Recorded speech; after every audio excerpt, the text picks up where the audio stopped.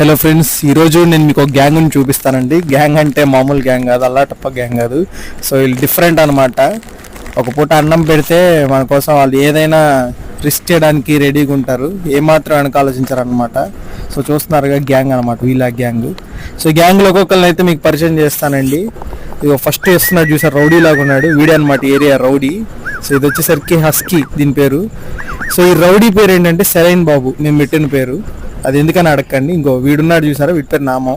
ఇది వచ్చేసరికి దీని పేరు అమ్మాయి.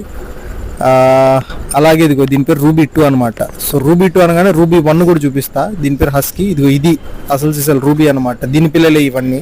సో ఇవన్నీ ఏంటంటే డైలీ ఈ ఇంటి దగ్గర అన్నం పెట్టే టైంకి వచ్చేస్తాయండి. సో ఇది చూసారు కదా, దీన్ని మనం రెస్క్యూ చేసి కాపాడాం.